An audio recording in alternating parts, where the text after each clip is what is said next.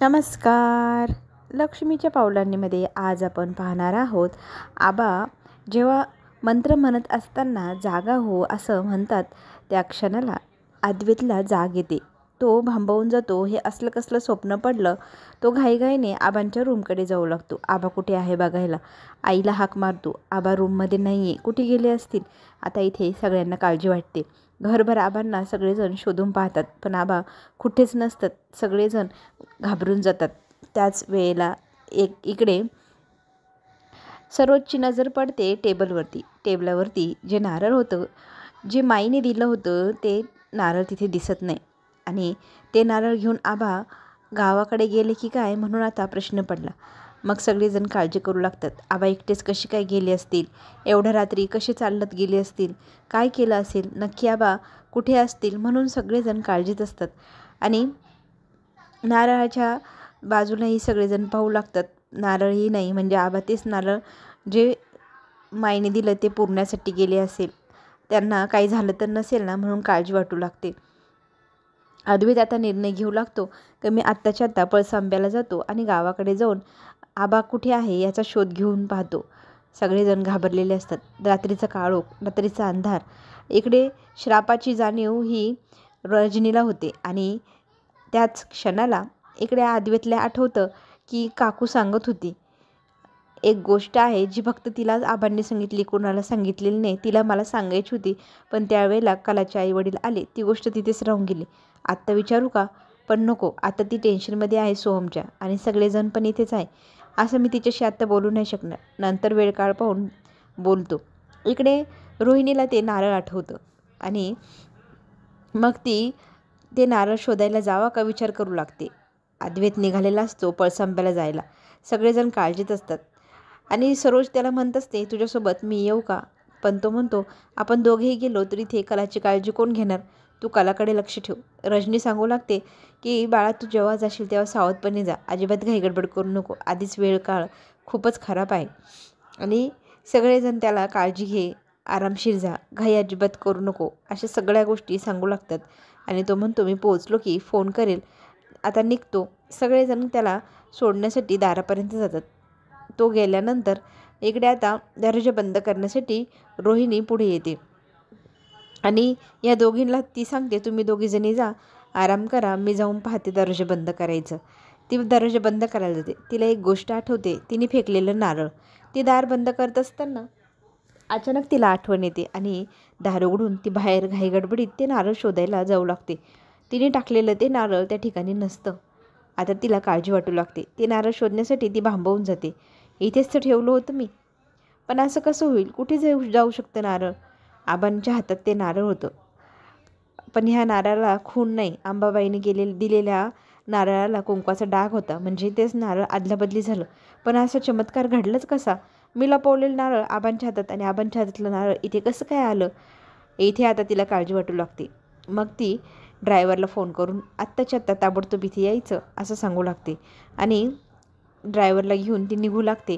पण एक काम ती जाता जाता करून जाते. ते म्हणजे झोपलेल्या नयनाला ती उठवते. फोन करून तिला सांगू लागते, जागी हो. तर ती झोपेच्या धुंदीमध्ये असते. तिच्या कानामध्ये जोरजोरात ओरडून, जागी हो, जागी हो, मी काय सांगते नीट ऐक. मूर्ख मुली, तू जर अशीच झोपून राहिली तर तुझं नशीबही असंच झोपून राहील, असं म्हणत तिला ती उठवते. उठवल्यानंतर, हो मॉम, सांगा मला काय काम आहे म्हणून ती विचारू लागते. त्यावेळेला रोहिणी सांगू लागते, आबांना पळसांब्याला गेले आहे बहुतेक. रात्रीपासून आबा घरात नाही आहे. सगळेजण काळजीत होते. अद्वैत त्यांना शोधायला गेला आहे. आता त्यांचा दोघांचा पाठलाग मीही पळसांब्याला चालली आहे. घरामध्ये रजनी आजारी आहे, कला आजारी आहे. त्या सगळ्यांना सांभाळण्यामध्ये सरोज वहिनी बिझी आहे. त्यामुळे घरात तुझंच राज्य आहे. आता तुला हवं ते करता येईल. आणि लक्षात ठेव, असं काहीतरी कर की तुझ्या बहिणीच्या जीवावर बेतलं पाहिजे. ती जिवंत नाही राहिली तरी चालेल, आपल्यासाठी खूपच चांगली गोष्ट आहे. इकडे रोहिणीने नयनाला असं काम दिलं आहे की काही कर, कला मेलीच पाहिजे असं काहीतरी. इतकी भयंकर बहीण कधी कोणी पाहिली नसेल, आपल्याच बहिणीची जीवावर उठलेली. तिला एक गोष्ट आठवते की लहानपणी दुधामध्ये जर जायफळ घातलेलं कलाला दिलं तर त्याची ॲलर्जी तिला होते. ते झाल्यावर तिची किती तब्येत बिघडली होती. तीच आयडिया मी सकाळी वापरते. मसाला दूध बनवून तिला पिऊ घालते. इकडे सरोज मात्र विचारात असते. काय करावं तिला कळेनासं होतं. सगळं काही तिच्या हाताबाहेर गेल्यासारखं तिला वाटू लागतं. मग ती बाहेर चक्कर मारण्यासाठी जाऊ लागते आणि सरोज विचार करते की अजून अद्वैतनेही फोन केलेला नाही. पोहोचला की तो फोन करणारच आहे. इकडे पळसांब 1 किलोमीटर असतं. त्याच वेळेला त्या गावाच्या वेशीपर्यंत आबा पोचलेले असतात. हातात नारळ असतं. आबांची मात्र एकच घाईगडबड असते, ते म्हणजे मंदिरात लवकरात लवकर पोहोचणे. आबा घाईघाईने चालत असतात, थकलेले असतात, पण त्यांनी गाव गाठायला सुरुवात केलेली असते. सरोज बाहेर पाणी पिण्यासाठी येते तेव्हा तिला रजनी बसलेली दिसते सोफ्यावरती. रजनीजवळ जाऊन ती विचारपूस करू लागते. काय झालं, कसला विचार करते. त्यावेळेला ती म्हणते, का कुणास ठाऊक मला ना फार भीती वाटत आहे. अगदी हातापायात जीव नसल्यासारखं या वाटू लागला आहे. सरोज तिला समजत असते. असा धीर सोडू नकोस गं. त्यावेळेला ती म्हणते, मला ना माझ्या मुलाची अवस्था पाहून खरंच खूप वाईट वाटते आणि काय करावं हेही कळेना. एकटी पडले हो मी, असं म्हणत ती इमोशनल होऊ लागते, रडू लागते. घराची ही हालदशा पाहून तिला फार भीती वाटत असते. आपला नवरा हा असा बिझनेससाठी बँगलोरला जाऊन बसला. त्याला कितीतरी वेळा फोन केला, पण तो फोन उचलत नाही. मेसेजही केला, मेसेजला रिप्लाय देत नाही. सोहमबद्दल याच्याविषयी अगोदरही मी बोलले होते, पण ते काहीच ह्या विषयावरती बोलत नाही. असं काही कळल्यानंतर त्यांनी इथे यायला हवं ना. पण ते मला मेसेजमध्ये सांगतात की मी तुला थोड्या वेळाने फोन करतो, नंतर बोलतो, अशी उत्तरं देऊन टाळाटाळ करतात. एकट्या बाईने काय करावं खरंच मला काही कळेना. कधीच त्यांचा आधार वाटला नाही मला. दरवेळेला मी एकटीच पडत राहिली. मला या गोष्टीचं फार वाईट वाटतं. म्हणून रजनी मुलासाठी हळहळ व्यक्त करते. काय करू म्हणजे माझा सोहम पूर्वीसारखा स्वभावाचा होईल. त्याची ही अवस्था मला पाहवत नाही. त्याची बायको त्याला सोडून गेली, हेही मला सहन होत नाही. सरोज मात्र तिला सांगत असते की सगळं काही नीट होईल, तू धीर धर. भाऊजी पण येतीलच. आपली ती डील किती महत्त्वाची आहे तुला ते माहितीच आहे आणि त्याच्यासाठीच तर तिकडे तिकडे गेले ना. आणि सगळं काही झाल्यानंतर ती येतीलच. आपण सगळे एकमेकांसोबत राहिलं तर काहीच आपल्यावर संकट येणार नाही. ह्या गोष्टीची तू शाश्वती ठेव. तिला समजूत घालून सरोज तिला झोपायला जा, थोडासा आराम कर, बरं वाटेल सांगू लागते. इकडे अद्वैतच्या गाडीच्या पाठोमाग रोहिणी पाठलाग करत असते. गाडी ड्रायव्हरवरती सारखी चिडत असते की लवकर लवकर त्याच्या मागे गाडी घे, त्याच्या मागे गाडी घे.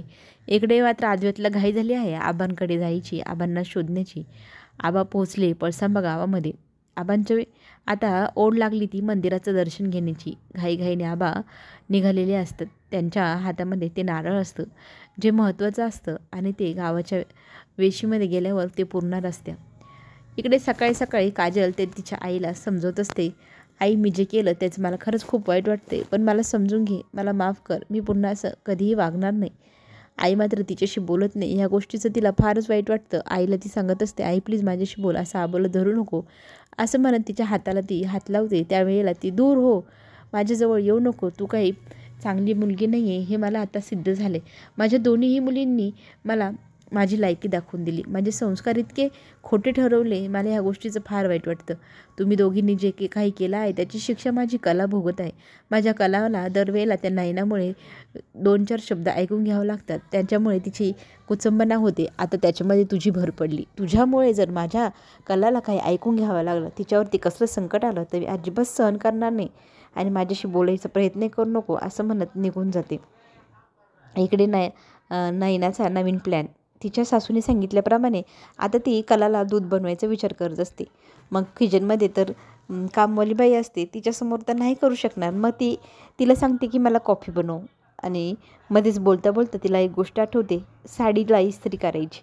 मग ती सांगते की मला अर्जंट बाहेर जायचं आहे, कॉफी मी माझी बनवून घेईल, तू एक काम कर, माझी साडी ना इस्त्री करून दे.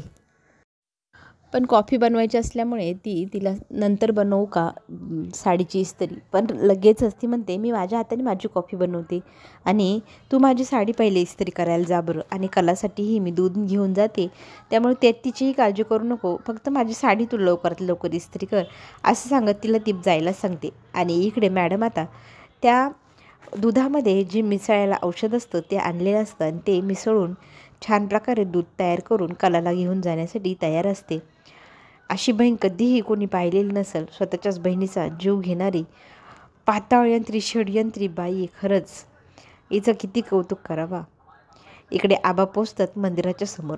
देवी अंबाबाईला ते पाहू लागतात. अंबाबाई डोळ्यासमोर असते आणि मनामध्ये चाललेल्या प्रश्नांची उत्तरं आता अंबाबाई खरंच देईल का म्हणून आबा तिच्यासमोर हात जोडून उभे असतात. आणि अंबाबाई, हे आलेलं संकट घालव, या श्रापातून मुक्ती दे. काय करू ग म्हणजे ह्या श्रापातून माझ्या घराला मी मुक्त करू शकेल म्हणून देवीकडे आराधना करू लागतात. देवीसमोर हात जोडून प्रार्थना करू लागतात. देवीसमोर ते अक्षरशः हातपाय टेकून आईला कळकळीने विनंती करत असतात. आणि देवी आई त्यांच्या प्रत्येक प्रश्नाचं उत्तर देणार का म्हणून त्यांना आता आशा लागलेली असते. इकडे आबांना शोधत शोधत अद्वैत तिथे मंदिराजवळ पोचलेला असतो आणि देवीच्या मंदिराच्या आजूबाजूला सगळीकडे त्याची नजर भिरभिर फिरत असते आबांना बघण्यासाठी. आबा कुठे दिसतील का म्हणून तो शोध घेऊ लागतो. आणि इकडे आबा मंदिराच्या पाठीमागे गेलेले असतात. तिथे जाऊन ते देवीच्या मंदिराच्या पाठीमागे खड्डा खणू लागतात. ज्या खड्ड्यामध्ये त्यांना नारळ पुरायचा आहे त्याप्रमाणे ते तिथे खड्डा खणू लागतात. अद्वैत मात्र आबांना शोधण्यासाठी जीवाचं रान करत असतो. सगळीकडे गडबड गोंधळ करत असतो. तिथे का कुणास ठाऊक एक बाई अचानक तिथे प्रकट होतात. त्या बाईंना पाहून अद्वैतला फारच विचित्र वाटतं की आबांच्या जवळ ही बाई उभी अशी का आहे म्हणून. आबा त्यांच्या कामाच्या गडबडीत असतात, नारळ पुरत असतात आणि अद्वैतच्या मनात का कुणास ठाऊक वेगळीच चाहूल लागलेली असते, हे सगळं काय चाललं आहे म्हणून. इकडे आबांची काळजी अद्वैतला वाटत असते. आबांकडे तो पाहत असतो आणि एक मोठी घटना आता समोर आलेली असते. अद्वैतला त्याच्या आईचा फोन येतो की कलाची तब्येत खूप जास्त बिघडली आहे आणि ती जर लवकरात लवकर शुद्धीवर आली नाही तर तिच्या जीवावर बेतू शकतं. आता डॉक्टरही तिच्या जीवाची अजिबात गॅरंटी घेत नाही. ते म्हणत आहे की आम्ही ॲडमिट तर केलं आहे पण तिला वारंवार ताप येतो आहे. त्या तापाची आता काय तीव्रता आहे आणि किती वेळ लागेल त्याच्यामुळे आम्ही पेशंटची अजिबात गॅरंटी घेत नाही आहे. हे सगळं सत्य आता तो फोन करून सोहम आबांना आणि अद्वैतला सांगू लागतो. आता पुढे जे काही होईल त्याच्यातनं आपल्याला नवीन काय पाहायला मिळणार आणि एक मोठा चमत्कार घडणार. त्या बाईंनी सांगितलेल्या व्रत केल्यामुळे अद्वैतची कला अद्वैतला पुन्हा मिळणार. चला तर मग आपण पुन्हा भेटू. धन्यवाद.